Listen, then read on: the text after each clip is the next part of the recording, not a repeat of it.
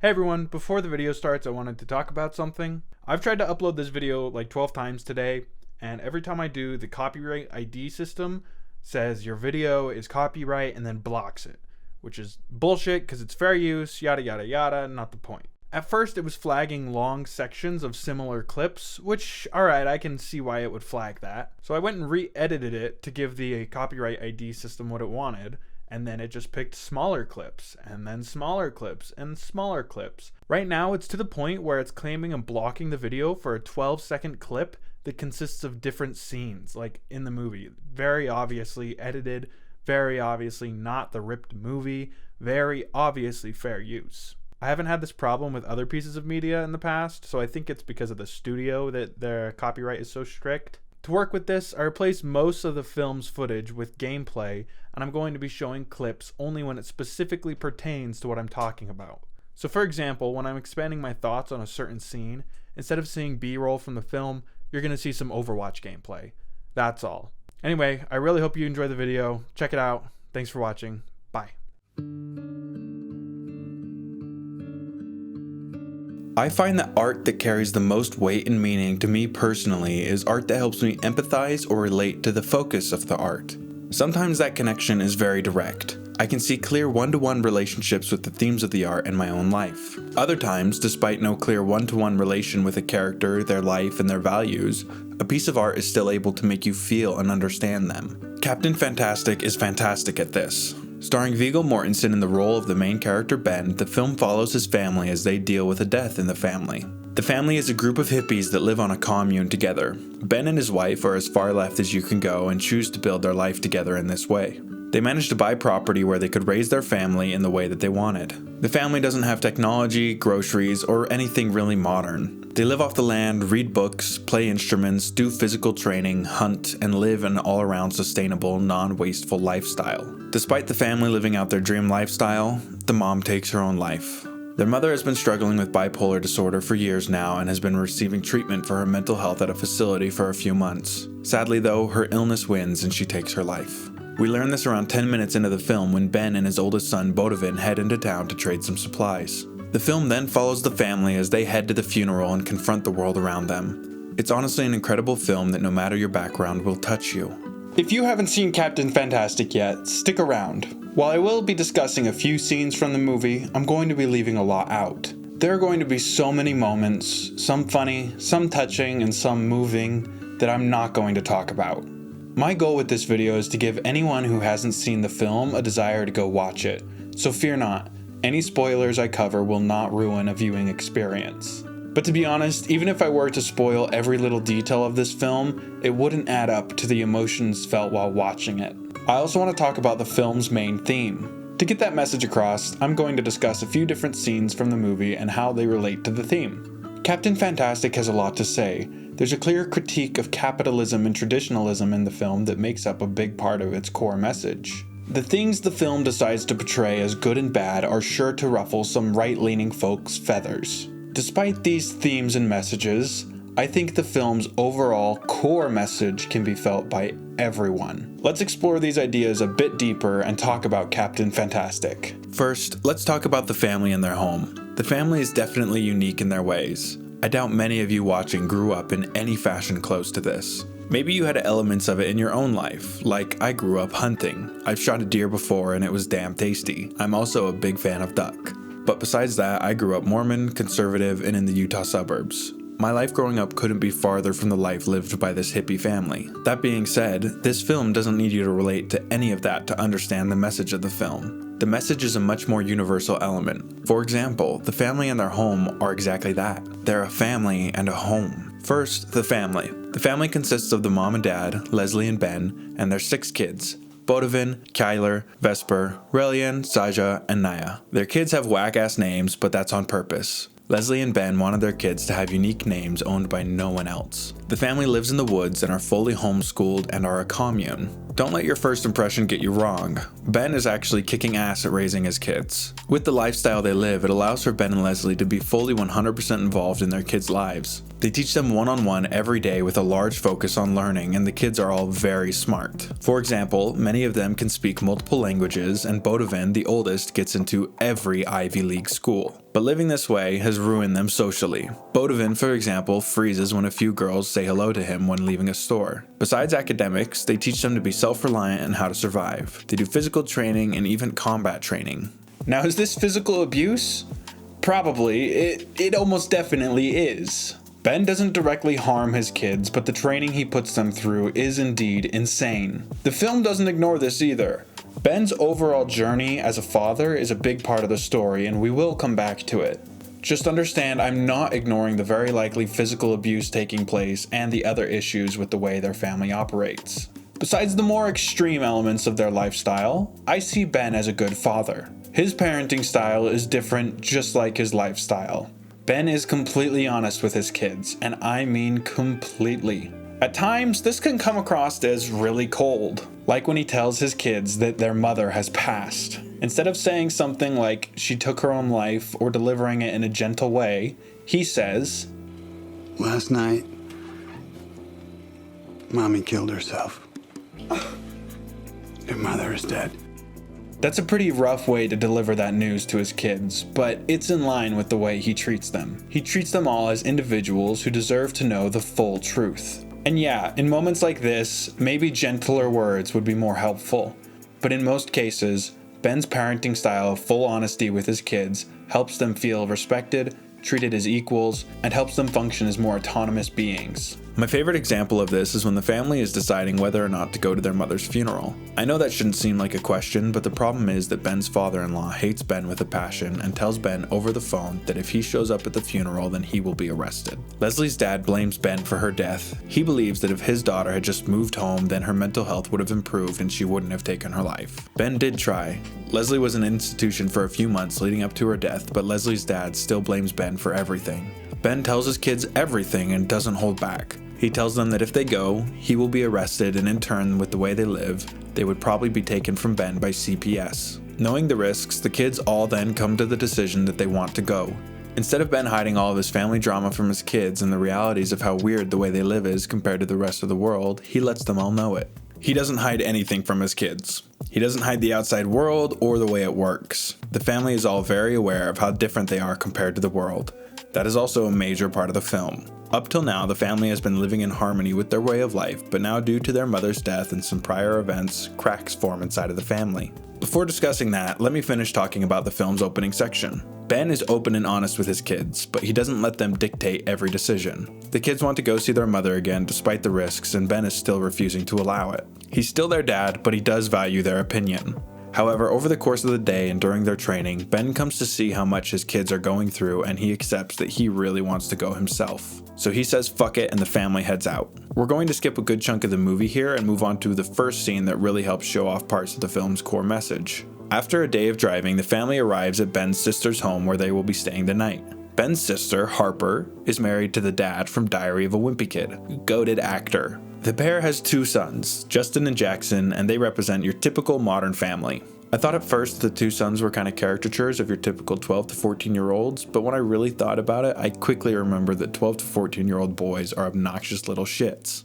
I was as well. While overall I think the boys' obnoxiousness was a bit exaggerated, I don't think it's that far off from reality. The family's time spent at their aunts and uncles' home and spent interacting with their cousins is the first time we really get to see the way most people live versus the way Ben and his family live. I want to mainly discuss the family's dinner together. The dinner is instantly awkward with some of Ben's kids asking to try some of the wine and he accepts. His sister Harper naturally has an issue with the 6-year-old Naya drinking, and Ben explains that in Europe, kids drink small amounts of wine all the time. While I definitely wouldn't give a child any alcohol, I definitely agree that the way we view substances, including alcohol in America, is a little ridiculous. But this video is about Captain Fantastic and not my opinions on drug legalization.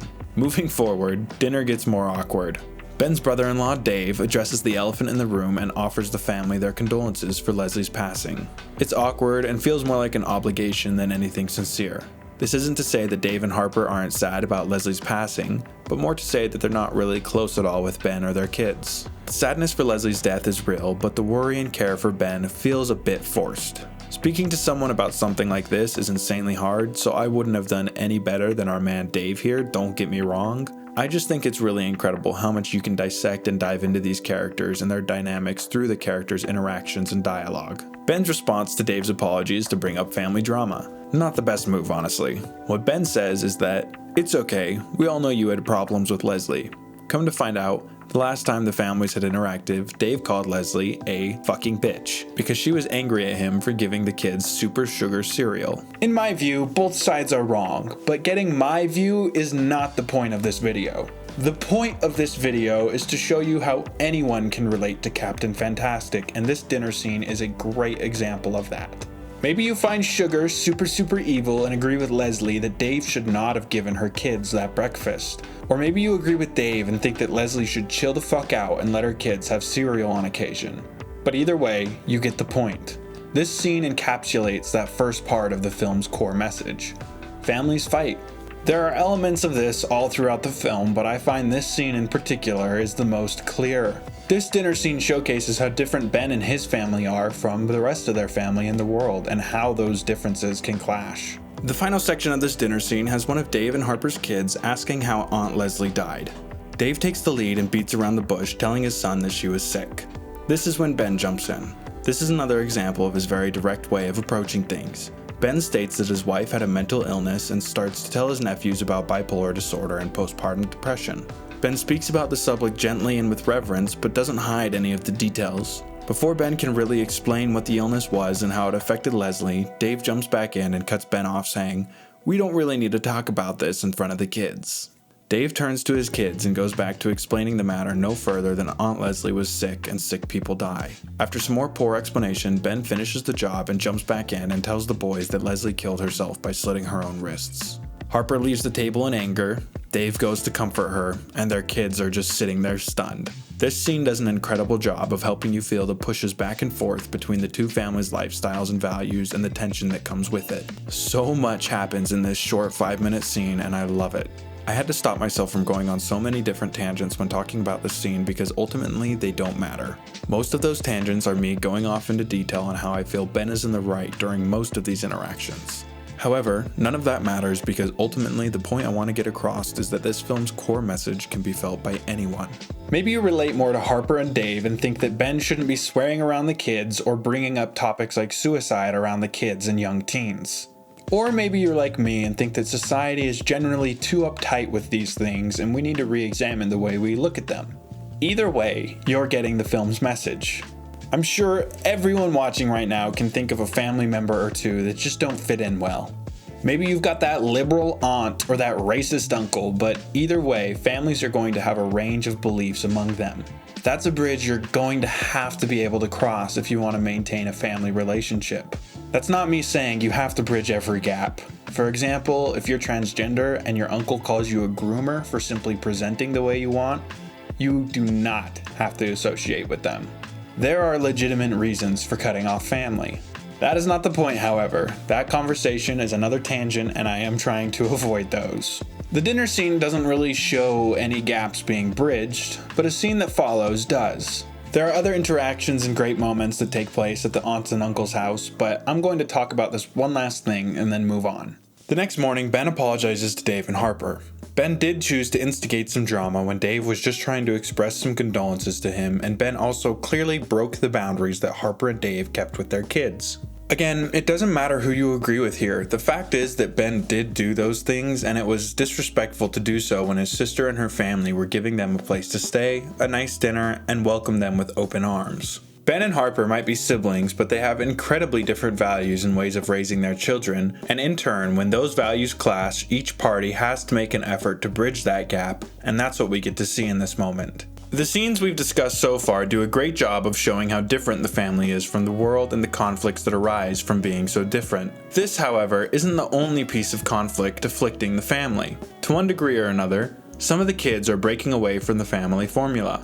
The kid I want to focus on right now is Bodovin and his desire to go to college. When almost to the funeral, Bodovin confronts his father with a bunch of college acceptance letters. He got into every single Ivy League school. Ben initially seems impressed, but we quickly realize that while he is impressed, he's more impressed with Bodovin's ability to manufacture the documents needed to apply. Keep in mind, these kids were raised on private property pretty far from society as a whole and homeschooled by their parents who were unregistered homeschool teachers. It's very likely that the youngest 3 kids or so don't even have a social security number. Ben instantly accuses Bodovin of going behind his back and hiding all of this from him.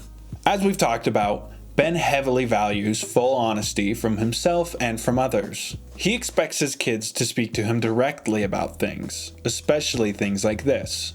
Come to find out though, this was all Leslie's doing. Bodovin's mother took it upon herself to get her son into school. While Leslie's ideals align mainly with Ben and the way he sees the world, we come to learn that she also wanted her kids to live free and experience the life they want to live. Ben is not a strict authoritarian and wouldn't have necessarily stopped Bodovin if he had come to him about this, but he wouldn't have helped him either, and it wouldn't have been an encouraging presence. Financially speaking, the family also only has their property. They're a literal commune, and one of their core beliefs is to avoid excess and waste.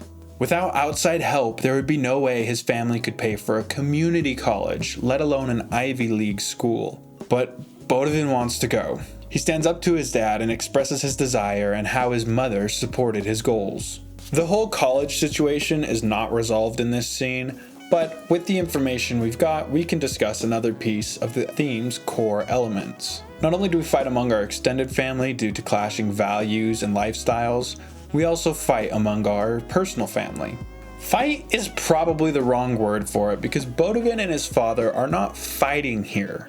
They disagree for sure, but the word fight just doesn't do it justice. Neither does a weaker word like disagreement. I guess argument is the best word for it, but that also doesn't really describe what's happening here. The best way I can describe it is like this. Bodovin's desire for independence and his desire to go to an institution that his father fundamentally disagrees with is a speeding freight train with 8 tons of TNT on it, and it's heading right for his father's castle. Ben's castle, of course, is his vision for his family and his family's future, and it's about to get blown up.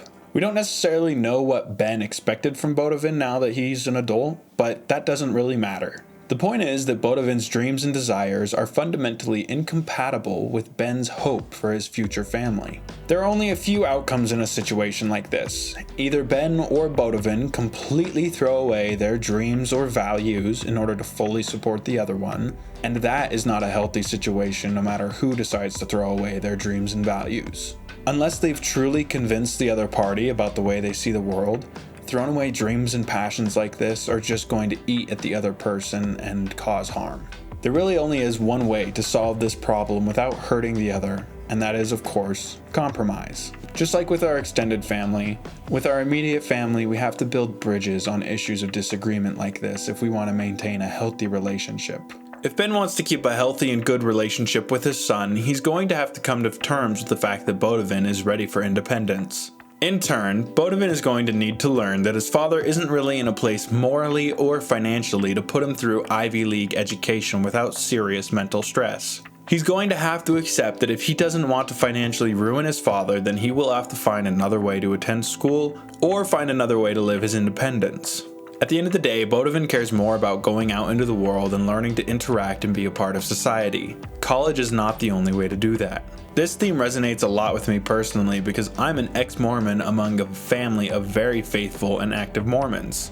My family wasn't, and probably still isn't happy to see me leave the church, and while that rift was pretty awkward at first, some bridges have been built.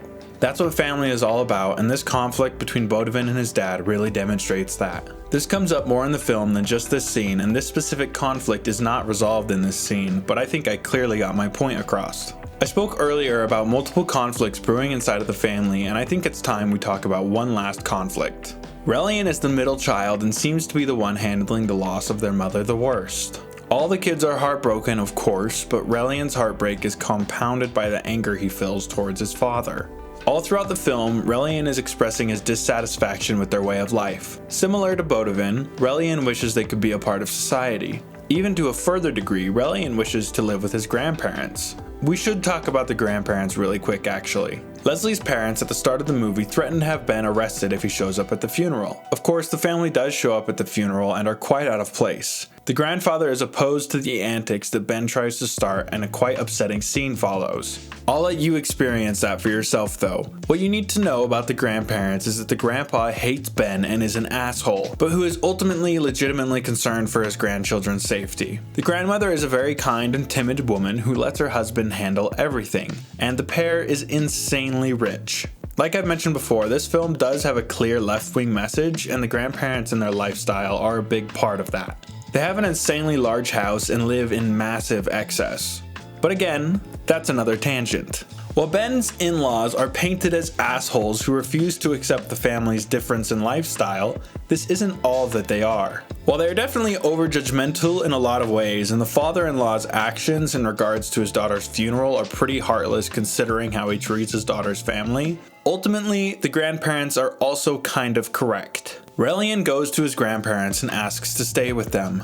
They accept, of course, because they want custody of all the kids. Relian tells them about the brutal physical training they endure and even shows off his broken wrist that he broke in the film's opening. Like I said, we would be coming back to the very likely physical abuse taking place. Ben goes to the grandparents' home to get his son and is confronted by his father-in-law. The man threatens Ben with CPS if he tries to fight him for Relian.